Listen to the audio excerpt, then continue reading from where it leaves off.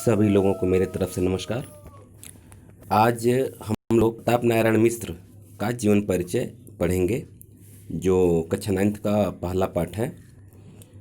तो जीवन परिचय में मैं आपको बता देना चाहता हूँ कि सबसे पहले जो बॉक्स में मुख्य मुख्य बिंदु लिखा रहता है उस पर फोकस किया जाता है, क्योंकि वह जीवन परिचय लिखने में सहायक सिद्ध होता है।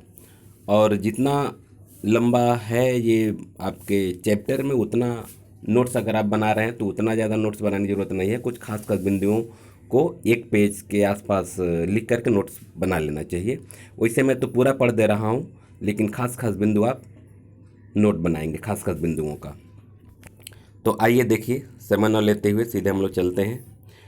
प्रताप नारायण मिश्र का जन्म स्थान बैजे गांव यानी उन्नाव उत्तर प्रदेश में है। जन्म एवं मृत्यु जो बॉक्स में उसको मैं पढ़ रहा हूँ, जन्म एवं मृत्यु सन 1956 ईस्वी से लेकर के 1994 ईस्वी, मतलब 1856 में इनका जन्म हुआ था और 1894 ईस्वी में इनका देहावसान हुआ था। पिता का नाम संकटा प्रसाद जो ज्योतिष थे। प्रमुख कृतियाँ कलि कौतुक, हठी हमीर, प्रताप पीयूष, मन की लहरी, भारत दुर्दशा, प्रताप समीक्षा, गौ संकट, ये इनकी कृतियाँ हैं।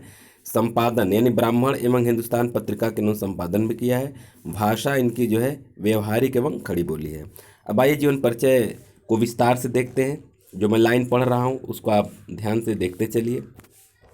यहाँ से जीवन परिचय जो लिखा हुआ है, प्रताप नारायण मिश्र का जन्म सन 1856 ईस्वी में उन्नाव जिले के बैजे ग्राम में हुआ था। इनके पिता संकटा प्रसाद एक विख्यात ज्योतिष थे और इसी विद्या के माध्यम से वे कानपुर में आकर बसे थे। पिता ने प्रताप नारायण को भी ज्योतिष की शिक्षा देना चाहा, पर इनका मन उसमें नहीं रम सका। अंग्रेजी शिक्षा के लिए इन्होंने स्कूल में प्रवेश लिया, किंतु उनका मन अध्ययन में नहीं लगा। यद्यपि इन्होंने मन लगाकर किसी भी भाषा का अध्ययन नहीं किया, तथापि इन्हें हिंदी, उर्दू, फारसी, संस्कृत और बांग्ला का अच्छा ज्ञान हो गया। एक बार ईश्वरचंद विद्यासागर इनसे मिलने आए तो इन्होंने उनके साथ पूरी बातचीत बांग्ला भाषा में किया। वस्तुतः मिश्र जी ने स्वाध्याय एवं सुसंगत से जो ज्ञान एवं अनुभव प्राप्त किया, उसे गद्य, पद्य एवं निबंध आदि के माध्यम से समाज को अर्पित कर दिया। मात्र 38 वर्ष के अल्पायु में ही सन 1894 ईस्वी को कानपुर में इनका निधन हो गया। तो ये इनका रहा जीवन परिचय। अब जो साहित्यिक परिचय है वह इस प्रकार से है।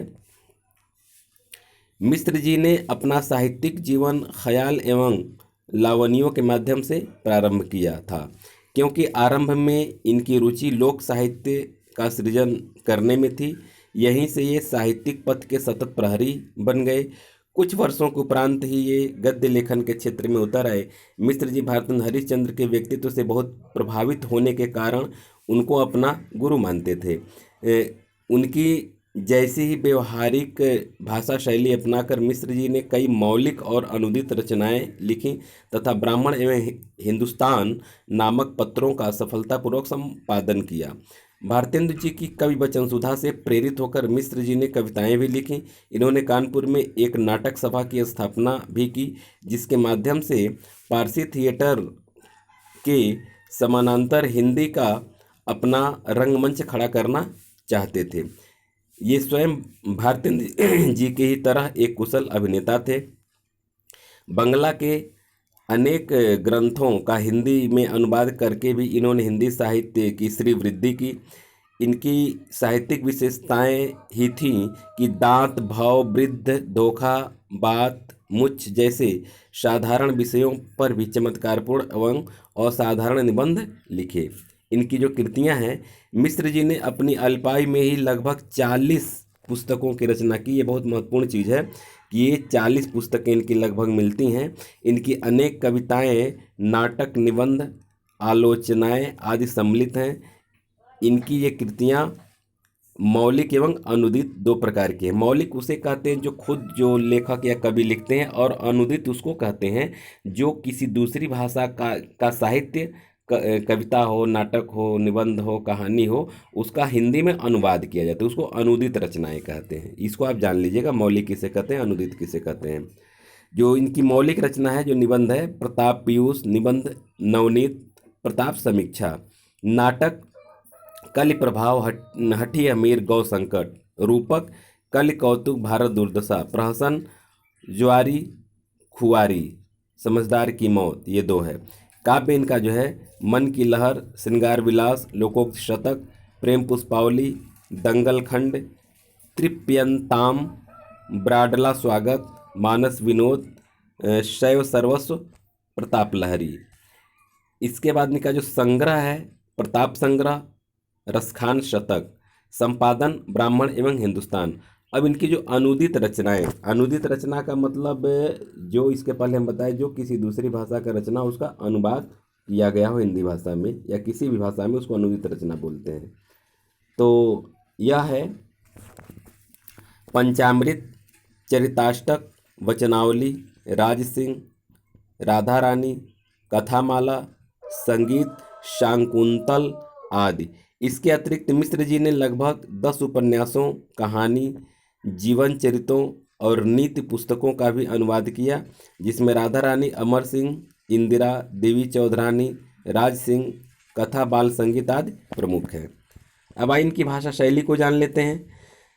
सर्वसाधारण के लिए अपनी रचनाओं को ग्राह्य बनाने के उद्देश्य से मिश्र जी ने सर्वसाधारण की बोलचाल की भाषा का प्रयोग किया। इसमें उर्दू तथा अंग्रेजी के शब्दों का भी प्रयोग हुआ है, जैसे कलामुल्लाह, वर्ड ऑफ गॉड आदि।